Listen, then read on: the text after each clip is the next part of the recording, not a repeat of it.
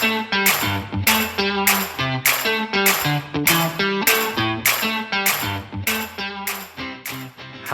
and welcome to the SportsGrad podcast. My name is Ryan Walker and with me as always is the giving Ruben Williams. How are you today, mate? Hello, Ryan. I'm fantastic. It's always a good day when I get to look at you through Squadcast and record a podcast episode. So I couldn't be better. Thank you for asking. How about yourself? I'm going very well. Another great day at the office today and an even better evening working alongside you to do this mighty podcast. So great to see you once again. An exciting topic today, I will say, and a very important one. So very important. Let's get cracking.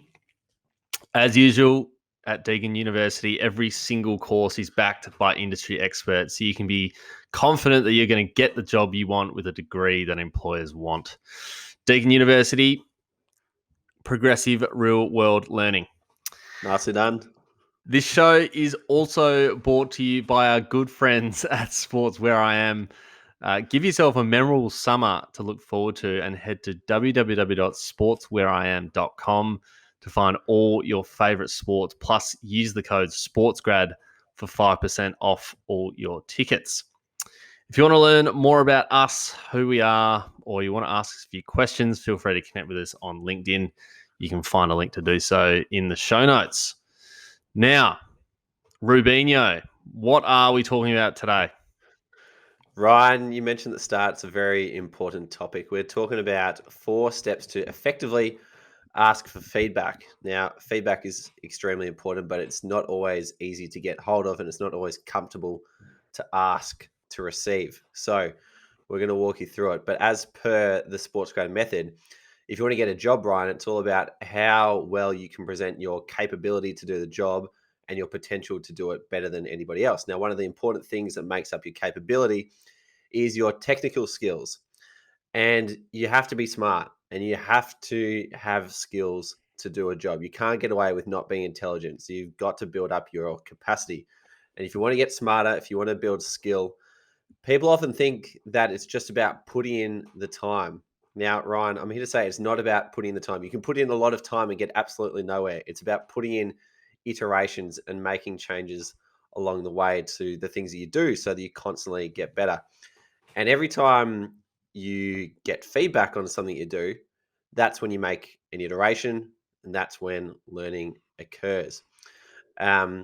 For example, if you want to get better at, your resume and how that reads, then, you might put that in front of someone else and ask them, hey, what do I think of this? But if you continue to write resumes, it's not going to go anywhere.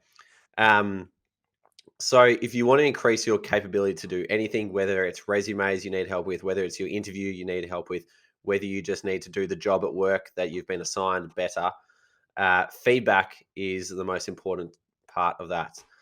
And recently, I was looking back over some of the old SportsGrad YouTube videos, Ryan. I came across one with Chris Connolly, one of the great might be, we'll say great AFL coaches. And SportsGrad Hall of Fame. SportsGrad Hall of Fame. One of the great coaches we've had on this podcast. And he said, if you don't understand where you are, you can't improve. And that's the first stage of learning, according to Chris. He studied teaching growing up, has coached at an AFL level. So, for example, there's no point submitting the same resume over and over again if it's not getting you through the interview rounds. If something's not working, don't carry on.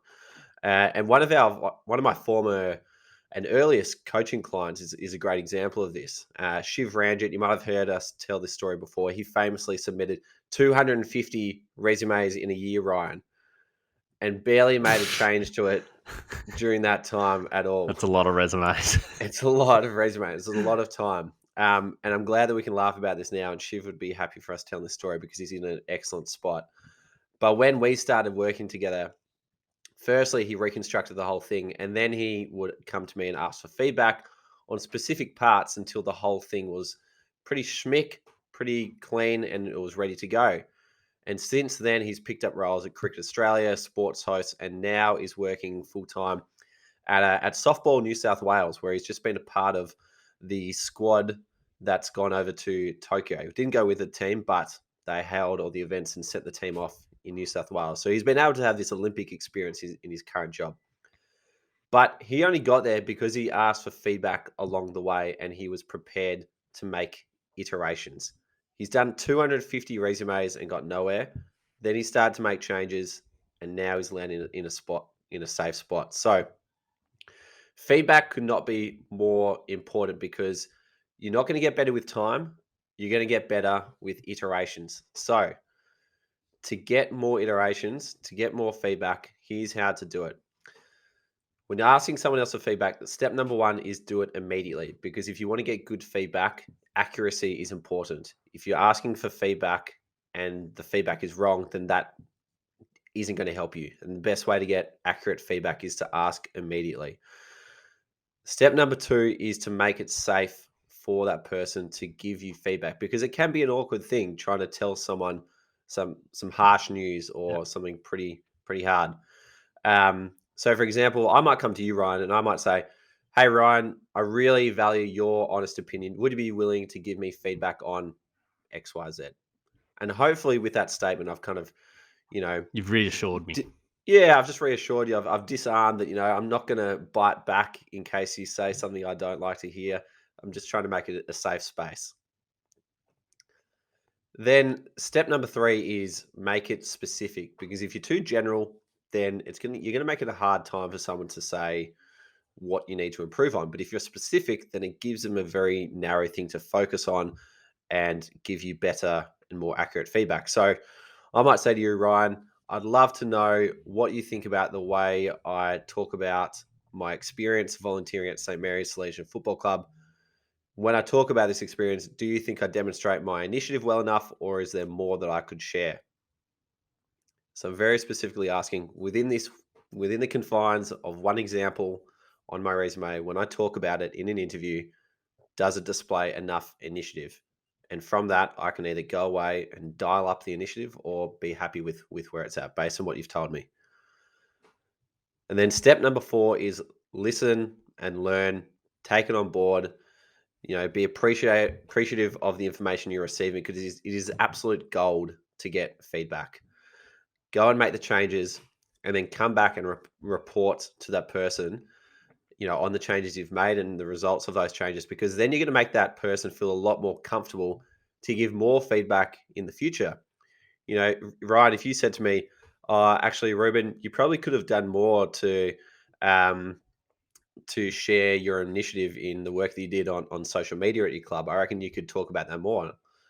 And I went away and said to, I don't know, Softball New South Wales, I want to go join Shiv. And they said to me, we really liked how much initiative you showed in your volunteer experience at your grassroots football club. Then I might come back to you, Ryan, and say, Ryan, your feedback worked. They loved it. They saw the initiative in me. Thank you so much. Now you're going to feel good about that, and I can come to you and you can be a good sounding board for me going forward. So feedback could not be more important. And there's 4 simple steps you can take to get it safely, accurately, and regularly. Wonderful. Well packaged together.